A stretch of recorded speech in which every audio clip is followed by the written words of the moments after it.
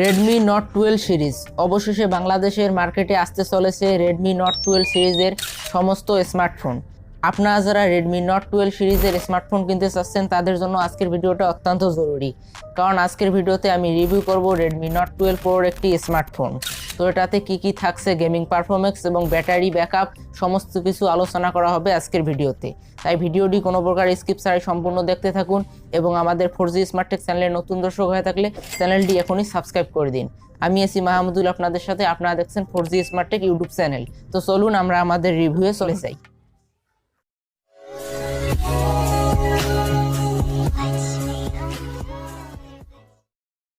Finally guys, অনেক অপেক্ষার পর ইন্ডিয়ান মার্কেটে লঞ্চ হয়ে গেল রেডমি নোট 12 সিরিজ। এর মানে বাংলাদেশের মার্কেটে খুবই তাড়াতাড়ি দেখা যাবে রেডমি নোট 12 সিরিজের মোবাইল ফোন। আর এই ভিডিওতে রেডমি নোট 12 প্রোর প্রাইস, ক্যামেরা ও গেমিং পারফরমেন্স, ব্যাটারি ব্যাকআপ সকল কিছু আলোচনা করা হবে। তো চলুন ভিডিও শুরু করি।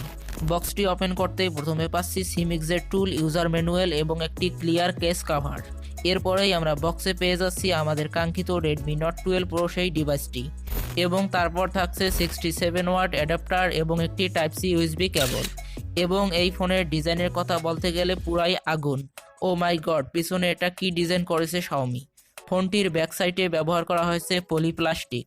এর ওয়েট 148 গ্রাম। ডিসপ্লে সেকশনে নোট 12 প্রোতে থাকছে 6.67 inch full HD plus 1.2 hertz এর অ্যামুলেট ডিসপ্লে এবং 900 নিটস ব্রাইটনেস, যা বাহিরে কোনো আলোতে যথেষ্ট কালার দেখাবে।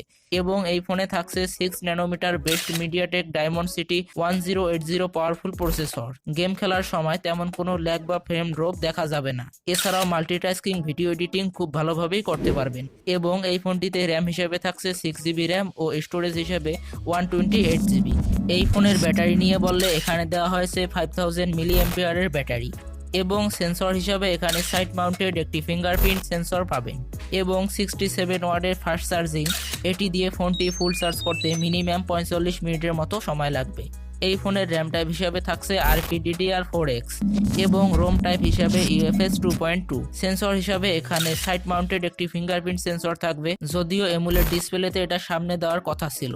এবং ডুয়েল স্পিকার থাকার কারণে এর সাউন্ড কোয়ালিটি অত্যন্ত ভালো এবং ভালো বেস 3D সাপোর্ট পেয়ে যাবেন। এখন কথা বলা যাক ফোনের ক্যামেরা নিয়ে। এই ফোনের ব্যাক সাইডে থাকছে ট্রিপল ক্যামেরা সেটআপ। এর main camera 50 megapixel Sony IMX 766 এবং second camera 8 megapixel ultra wide এবং third camera 2 megapixel macro shot এবং এর ফ্রন্ট ক্যামেরা হচ্ছে 16 মেগাপিক্সেল। গাইজ, এছাড়াও ফোনটি দিয়ে খুব ভালো মানের ছবি তুলতে পারবেন এবং ভিডিও এডিটিং সবকিছুই খুব সুন্দরভাবে করতে পারবেন। বাজেটের সেরা একটি স্মার্টফোন। গাইজ, আসলে এই ফোনটির প্রাইস এখনো জানা যায়নি। এই ফোনটির প্রাইস জেনে আমি আপনাদেরকে আরো একটি ভিডিও বানিয়ে দেওয়ার চেষ্টা করব। ততক্ষণ পর্যন্ত আপনার চ্যানেলটি সাবস্ক্রাইব করে সাথেই থাকুন। সো গাইজ, আজকের ভিডিওটি এই পর্যন্তই ছিল। ভিডিওটি আপনাদের কাছে কেমন লাগলো সেটা অবশ্যই কমেন্ট করে জানাবেন এবং এরকমই সব নতুন tips and tricks, informative video পাওয়ার জন্য আমাদের 4G স্মার্ট টেক চ্যানেলটি এখনই সাবস্ক্রাইব করে দিন এবং পাশে থাকা বেল বাটনটি ক্লিক করে দিন। তাহলে আপনি এরকম ভিডিও পেয়ে যাবেন প্রতিনিয়ত সবার আগে। তো দেখা হচ্ছে পরবর্তী কোনো ভিডিওতে। ততক্ষণ পর্যন্ত সকলেই ভালো থাকবেন, সুস্থ থাকবেন। ধন্যবাদ।